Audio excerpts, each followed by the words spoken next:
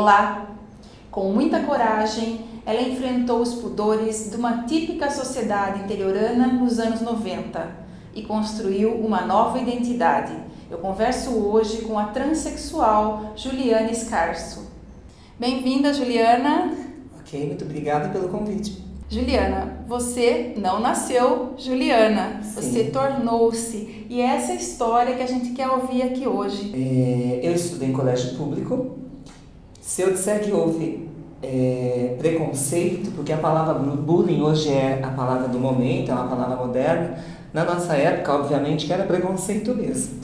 Eu posso te dizer que eu não sofri preconceito pela questão de ter tido no colégio diretores, professores que sempre me acolheram. Então, por exemplo, piadinhas ou então algum tipo de disque-disque. Os professores na época do Estado, do colégio público, comparando... Você estudou em Itu? Em Itu mesmo. Uhum. É ituana de nascimento? Sim, também ituana de nascimento. E os professores da rede pública, não desmerecendo os de hoje, porque hoje está na moda, tudo está na moda, hoje tudo está banalizado, vamos dizer assim, principalmente nas questões sexuais.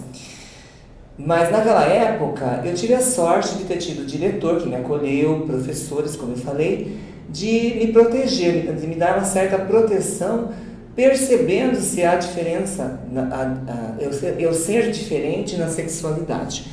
Não que eu tivesse desenvolvido a sexualidade já na primeira série do primeiro grau, do ensino médio, não, nada disso. Eu digo pela questão de perceber que eu era diferente, embora nunca se falou sobre isso. E Juliana, como é que foi quando você resolveu assumir a sua transexualidade? Porque aí você começou a se transformar, né? Como é que foi esse período? Sim, dizer para você, Mirna, que foi tudo lindo e maravilhoso vai ser pintar assim um desenho que não existe. Mas eu posso dizer que eu, dentro do meu contexto familiar, da minha família, mesmo com os amigos, eu sempre me posicionei. Eu sempre tive o biotipo feminino, as características, os traços. Eu sempre falo isso, Deus foi muito justo, muito grato comigo na questão de pelo, de pele, de cabelo. Então, a resistência aí, na verdade, se houve, não foi da minha parte, porque eu sempre me incluí, eu sempre me joguei de cabeça mesmo, mas eu comecei a me perceber transexual, que é a palavra do momento também, porque essa palavra não existia, chamava-se disforia de gênero. Hoje é transexualismo, né? E eu senti realmente, a partir dos meus 15, 16 anos, que eu tinha gosto realmente de me colocar, de me vestir como garota, embora o meu psicológico, eu tenha nascido garota. Né? Se eu disser para você assim, que quando criança eu ganhava um brinquedo de menino, que quando eu ganhei um brinquedo de menino, um carrinho e uma bola, eu ficava feliz, era mentira.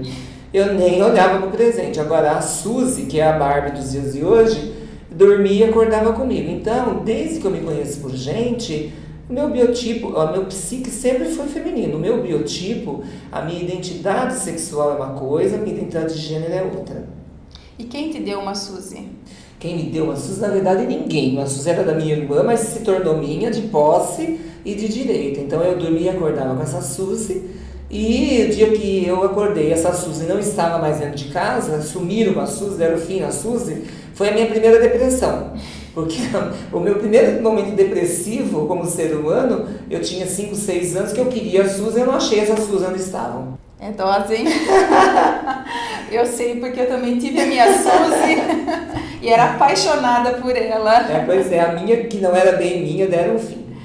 Juliana, e quando que você começou a se transformar mesmo? A tomar hormônio, fazer as cirurgias? A construção da minha transexualidade se deu nos anos de 90, 92, com a minha liberdade e minha independência financeira. Para se conseguir as cirurgias, obviamente, na década de 90, não era tão fácil quanto está hoje. Embora mesmo pela rede pública hoje, existe um trâmite bem longo a se cumprir. Então eu digo que foi no decorrer da minha liberdade e independência financeira pela facilidade econômica de se fazer as cirurgias. Naquela época, assim como hoje, existe muita clandestinidade. Vou dizer para você que existe um médico endocrinologista no interior falando que prescreva hormônios masculinos ou femininos para os trans homens ou para as trans mulheres, eu desconheço. Eu acredito que em São Paulo sim, acredito e tem os grupos de referência em São Paulo, mas com prescrição de hormônios é muito complicado. Existe ainda uma certa relutância, existe um preconceito muito grande, embora já há núcleos de referência sim nos grandes centros, nas grandes cidades, principalmente na capital. Mas a minha questão de hormonização se deu por conta própria, assim como todas as trans que eu conheço do meu perfil, da minha fase de idade, da minha época, e assim como hoje muitas ainda tomam na clandestinidade, bem como a questão de silicone industrial, que ainda existe. É um perigo, e né? existe muito, embora seja um grande perigo. Eu, graças a Deus, tive a condição na época, pela questão financeira de trabalhar, sempre ser dona do meu nariz na questão de independência financeira, de conseguir bancar os tratamentos na questão hormonal e na questão de cirurgia plástica com o silicone não industrial, com silicone com cirurgiões plásticos, que até então na época era muito caro. Por quê? Porque sendo transexual, o próprio médico colocava em risco o CRM dele.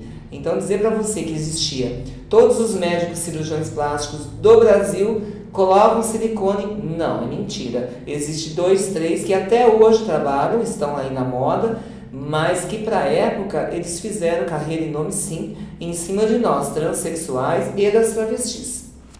Você teve sua independência financeira muito cedo e começou as transformações no seu corpo depois da independência financeira.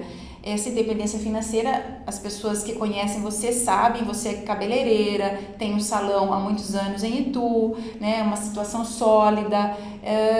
Você foi para essa profissão porque queria ficar mais próxima do mundo feminino, ou você foi para essa profissão por causa de preconceito e discriminação no mercado de trabalho?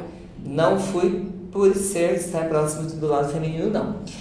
Foi pela questão financeira, de ganhar dinheiro mesmo, meio rápido, com cabelo, um secador, uma escova na minha mão, vou fazer o cabelo e vou ganhar meu dinheiro e vamos resolver a parte prática, que é a grana, que é dinheiro.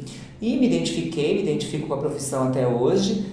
E mesmo quando aposentar, eu tenho que puxar os cabelos, faço trabalho também como designer, mas o meu foco sempre foi cabelo, para ganhar dinheiro.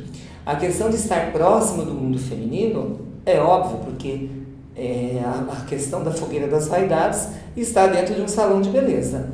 Mas o meu início realmente foi devido à questão financeira. E o mercado de trabalho, até hoje, infelizmente, a inclusão é precário.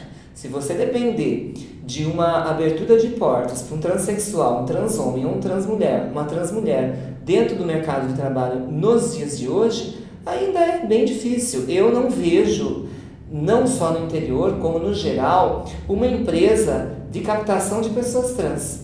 Aqui no interior é mais complicado ainda. Então, falar para você que tem dentro, pode pegar qualquer empresa e veja quantas pessoas trans existem trabalhando.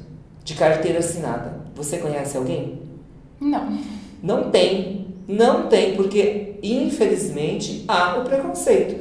Porque colocam o transexual como foco de sexualidade, como um desejo, um objeto sexual, um OVNI, um ET de Varginha dentro da sexualidade. Não veem o transexual com naturalidade, como um ser humano que trabalha, que paga suas contas, seus impostos, vem como um desejo sexual, ou como uma libido, ou como foco da calada da noite, no caso das travestis, que não é o travesti, é a travesti com muita dignidade, porque há alguns anos atrás é a outra travesti. Não, é a travesti, ela tá de mulher, tá bonita, tá montada, como que vai fazer ela falar é o travesti? Não, ela é a travesti, a identidade de gênero dela é feminina. E, Juliana, você estudou até que série? Eu, até o ano passado, quando houve a minha decisão judicial de mudança de nome, eu estudei até eu concluir o ensino médio e tive que parar com os estudos. Eu parei com os estudos para não ter que infelizmente, ter que, não digo enfrentar, porque eu sempre enfrentei, me joguei de cabeça mas eu tenho que me aborrecer com a questão de nome social e de nome de identidade. Então eu tive que nos anos 90 parar com os estudos, porque eu já queria dar continuidade com a faculdade, continuar fazendo minha faculdade, que hoje eu faço, inclusive, voltei a estudar o ano passado. Que curso você está fazendo? Estou fazendo licenciatura em História e pretendo pós-graduar em História da Arte, que é o meu foco vai ser este. E você não tem, assim, algum receio, porque você pretende lecionar, né? Sim. Você tem receio de ser mal recebida, não ser tão bem aceita pelos alunos depois, na hora de dar aulas? Então, é engraçado. Na rede pública, mesmo pegando aula, conseguindo aulas como eventual, sem ainda nem poder concursar, porque não concluí ainda a faculdade, o preconceito na rede pública, acredite, é praticamente inexistente. No particular, sim, porque existe um boleto para se pagar, existe uma mensalidade dos pais, que os pais têm que cumprir, então vai colocar uma professora trans, vai chacoalhar todo o grupo, todo o colégio. Agora, na rede pública, estadual, em termos de licenciatura, em termos de dar aula, a relutância é muito menor. Eu acho que são mais dóceis com essa questão. Talvez por serem mais fragilizados também pela sorte, então eles veem em mim, ou nos transexuais, nas transexuais. Eu tenho um amigo que é um transhomem, que dá aula de educação física. Ele é um transhomem, está no processo de mudança de nome. Ele é queridíssimo no colégio. E ele perguntou assim para mim: nossa, engraçado, eu já estou para me aposentar e você está ingressando na rede pública. Você é corajosa. Eu falei: pois então, se eu disser para você que há relutância com os alunos, é mentira, porque tudo é uma forma que você conduz o rebanho. Mas na rede particular, sim, há o preconceito pela questão grana. Vou perder X alunos, X carteira de alunos. Então, o diretor do colégio, obviamente, quem dentro de uma professora trans e uma professora hétero, ele vai contratar uma professora hétera, independente da qualidade do trabalho a oferecer. Eles não colocam em pauta a sua qualificação. Eles colocam em pauta, vai dar bochicho. Então, não teremos. Você falou agora há pouco que voltou a estudar, agora que a sua volta aos bancos escolares, à faculdade, veio por conta de você ter conseguido a mudança de nome, né? Sim.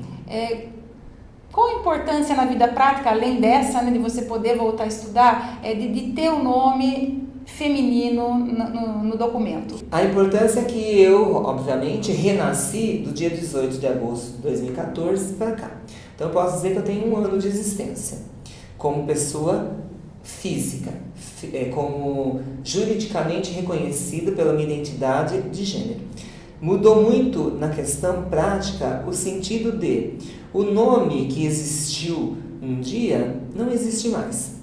Nem para a Receita Federal, nem para passaporte, para poder viajar. Eu entro de cabeça erguida e pela porta da frente.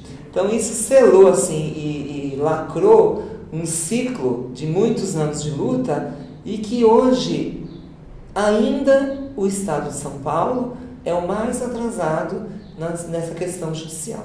Infelizmente, é o mais atrasado. Eu digo porque quando nós ganhamos a ação, o meu processo foi o 11º em trâmite julgado. Para o Estado de São Paulo... Quanto tempo você esperou por esse resultado? Então, na verdade, quando nós ingressamos o ano passado, saiu em 4 meses, né? Isso é rápido, foi muito né? rápido. Por quê? Porque já há jurisprudências, por exemplo, na Paraíba. A Paraíba tem mais de 300 processos em trâmite que já julgou. E o Estado de São Paulo hoje não passa de 100. Em Minas Gerais tem mais de 200 processos em trâmite julgado. No Rio de Janeiro também mais de 300 processos. Acredito, o Estado de São Paulo não passou de 100 processos em trâmite julgado. E maternidade? Você já pensou em adotar uma criança? Você é a favor da adoção? O que você pensa a respeito disso? Já pensei quando eu tinha 20 anos. Quando eu tinha 20 anos, dos 20 aos 30, que tudo está na moda, teve uma fase que a adoção estava em pauta, assim como o modismo. Muitos casais gays adotaram e hoje já estão adolescentes, os filhos. O que eu tiro o chapéu, eu admiro e eu aplaudo de pé a coragem dessa escolha, dessa vocação, desse dom, Mas para mim, eu sou contra. Não é pela questão de ser um casal gay, lésbica ou gays, né, homens. Pela questão do bem-estar social da criança. Criança é cruel com outra criança. Então, num colégio, seja particular ou seja de rede pública, infelizmente, a criança, ela pega na veia de outra criança em algum ponto. Então, eu sou contra por isso, pelo bem-estar da criança. Não, você acha que a criança adotada vai sofrer preconceito. Vai sofrer Minha mais? opinião é, com certeza. E se eu adotasse uma criança e meu filho ou minha filha viesse a sofrer esse preconceito pela minha condição, eu ia virar um leão, uma leoa. Então, por isso que eu jamais adotaria. Mas eu admiro e tiro meu chapéu para quem tem essa coragem. Então, eu acredito que o amor constrói, edifica sim, é maravilhoso. Mas a minha opinião é essa, eu não adotaria. Não sei se eu não digo a palavra nunca adotaria. Eu digo que hoje eu não adotaria. Não sei lá na frente se eu conhecer alguém que queira muito um filho, mas eu, por mim, não adotaria. Você é ou já foi militante de algum movimento LGBT?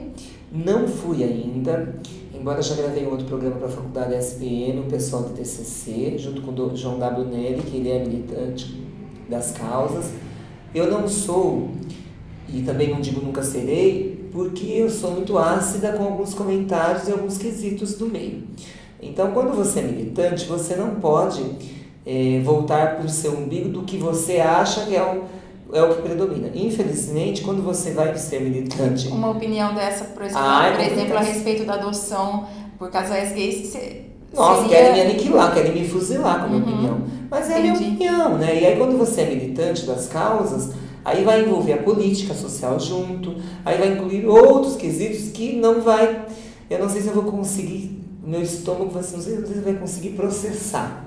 Meu estômago vai digerir. Não sei se vai ser bom para mim como pessoa, né? A questão da militância. É por isso que talvez eu nunca tenha me incluído em nenhum grupo.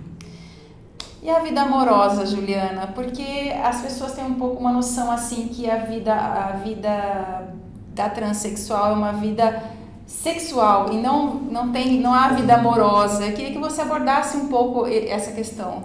Então, falando nisso, eu posso te dizer que eu sou uma grande propaganda enganosa.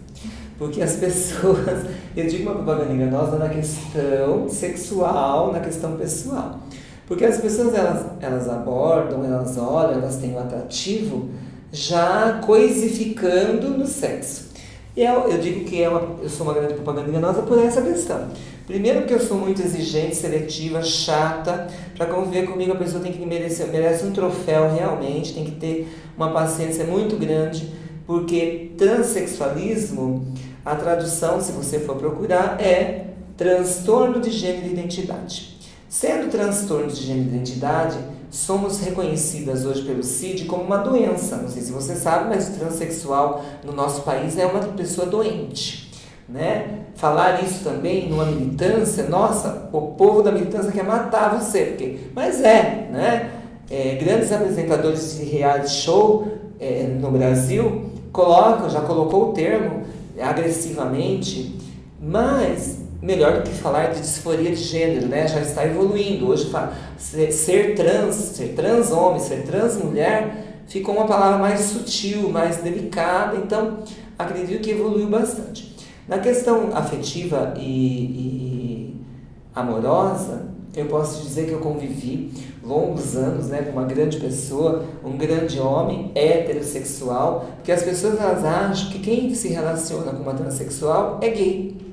Não necessariamente. Existem pesquisas e estudos em relação a isso, em percentuais, de que de 100% de homens héteros, acredite, 90% não ficariam com pessoas trans. Não ficariam assumidamente falando, bem entendido. Desses 90%, 50% ficaria na clandestinidade, escondido anonimamente, na calada da noite, bonitinho. Então, desses 90%, vamos eliminar.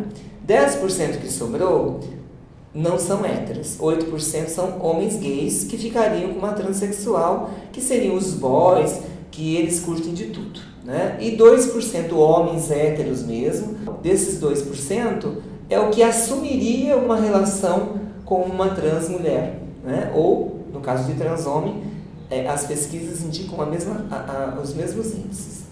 Hoje eu estou disponível.com, depois dessa longa convivência de vida a dois, que na verdade eu posso dizer que eu nunca gostei de homem gay. Eu sempre gostei de homem hétero, de homem que gosta de mulher.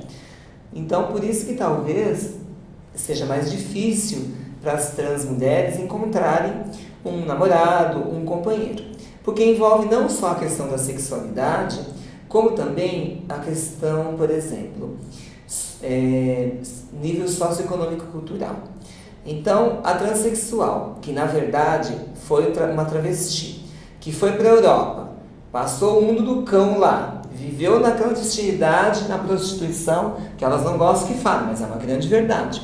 Aí elas chegam da Europa, são endeusadas pelos homens héteros, pelos 2%, vamos dizer assim. Então, eu acredito que existe também uma certa troca de interesses de estar com uma pessoa que morou fora do país, que adquiriu, óbvio, uma bagagem da vida de viver fora do país, na questão de idioma, na questão cultural também. Só que para minha pessoa, tudo isso é um mundo de Peter Pan, é um mundo de fantasia, é um mundo de Alice no País das Maravilhas, que não cabe à minha personalidade. Tive opção sim, tive condição de ir embora do país, mas não era que o meu foco não foi esse. Meu foco sempre foi voltar para a família. A minha família é enraizada, eu sou família tradicional, de família católica, apostólica, romana. Então, os conceitos familiares me seguraram muito. E o que foi muito bom, porque eu também vivi um período longo de casamento, de vida a dois, de união estável, me favoreceu muito na questão de estar, de estar mulher, de estar transmulher, de estar feminina, estar com o meu marido do meu lado. Socialmente isso foi de cunho muito positivo e fortalecedor, porque ter um homem do meu lado, um ombro de um homem e 24 horas foi muito engrandecedor, me favoreceu muito. Então eu digo que fui beneficiada pela sorte, por Deus também, e as escolhas, porque amor é sorte de escolha, Você ter tido a sorte de ter sido escolhido e de escolher. Todo esse período aí de coragem, enfrentamento aí para ser a Juliana, você precisou alguma vez de ajuda psiquiátrica, psicológica, ou somente a religião segurou nessa hora? Graças a Deus nunca precisei, mas eu acredito que todo ser humano teria sim que fazer terapia, porque a terapia eu acho bárbaro, eu acho assim, na década de 80, 90 fazia terapia quem era tido como louca, mas hoje, graças, o conceito mudou muito, eu não precisei, nunca precisei, mesmo porque também dentro do métier, do salão do dia a dia, as próprias experiências com outras pessoas, com clientes, com amigos, então sempre me fortaleceu. Mas se eu precisasse, eu iria numa boa procurar ajuda ou auxílio. Mas eu digo Deus como religião porque me fortalece, O meu foco aí na questão, quando você está assim, dá uma decaída, que você está triste, vai lá, reza, ajoelha, vamos rezar, vamos botar para cima. Eu digo que Deus sempre esteve comigo. No decorrer da minha transexualidade, eu tive que me afastar da igreja. Se eu disser para você que eu frequentei a igreja no processo de transgenitalização, é mentira. Eu tive que me afastar. Hoje, com esse abençoado desse Papa Francisco, que agregou aí, acolheu, está acolhendo, que muita gente conservadora também está meio que surpresa, com a postura desse Papa, mas eu digo que hoje frequento normalmente as igrejas, mas também porque eu já passei pelo processo de mudança, a minha mudança física, o meu biotipo, que orientação sexual é uma coisa e identidade de gênero é outra. As pessoas confundem muito. Identidade de gênero é o que a pessoa é socialmente e para ela. Então ela tem o biotipo feminino, ela é feminina. Juliana, você vê que existe preconceito e discriminação dentro do próprio grupo gay? Sim, muito. Dentro do grupo LGBT? Muito, muito. Assim como mulher com as mulheres. Os homens são os verdadeiros amigos, são os homens entre homens. E isso eu sempre falei e vou morrer dizendo. As mulheres com mulheres, para você chamar amiga mulher, também é raríssimo. Imagine no meio gay, complicadíssimo. Eles, na verdade, assim, dentro do ambiente de GLS, é assim, vamos colocar, de 2.000 pessoas, 1.900 são gays, bonitos, bombados, sarados, com corpo de Barbie.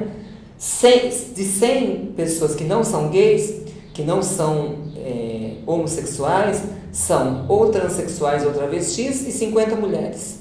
Vamos por aí das 100 pessoas que sobraram. Então, uma minoria que frequenta, que são discriminadas. Por quê? O próprio valor a se pagar em ambientes, para entrar em ambientes GLS, se a pessoa não tem uma identidade de gênero como a minha, feminina, ela paga uma taxa a mais por ser travesti, por exemplo. Se quiser entrar no ambiente GLS, se você for pagar como travesti, você vai pagar mais caro. Então não é discriminatório? Bem mais caro? Bem mais caro, tipo 10 vezes mais se quiser entrar, senão não entra.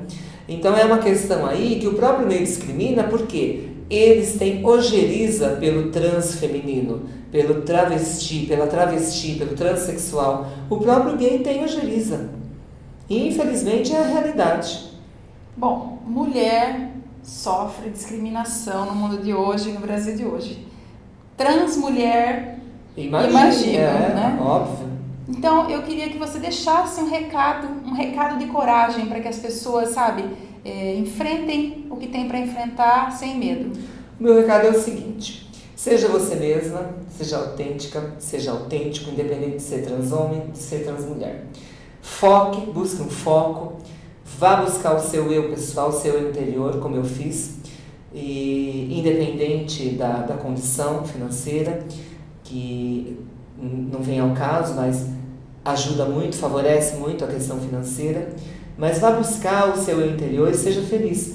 Porque eu posso dizer que eu, como transexual, como disforia de gênero na década de 80 e 90, hoje como transexualismo, o termo, eu posso te afirmar com 100% de certeza e sabedoria que eu sou muito feliz, estou muito feliz e quero ser muito feliz, estando disponível.com ou não, né? Estando com alguém do meu lado ou não, porque tem muitas mulheres héteros sozinhas, assim como tem muitos homens héteros sozinhos, também disponíveis.com. Como transexual falando, eu posso dizer para vocês assim: vá buscar a sua transexualidade, a tua sexualidade, mas com muita dignidade, sem vulgaridade, sem precipitação, porque o que é da gente está guardado. Então, o foco aí da questão sexual, que buscam como atrativo sexual. A mim, sou propaganda enganosa, porque realmente, para estar do meu lado, tem que fazer valer muito a pena. Então, faça o mesmo. Faça valer a pena quem está do teu lado e seja feliz. Juliana, muito obrigada pela sua presença aqui no Lado a Lado. Parabéns por toda essa força e coragem que você tem. Obrigada a você pelo convite mais uma vez e estou à disposição. Obrigada, parabéns. Obrigada. E obrigada a você que nos acompanha aqui no Lado a Lado. Se você gosta, curta, comente, dê um like, recomende aos amigos. E a gente se vê no próximo. Beijo no coração.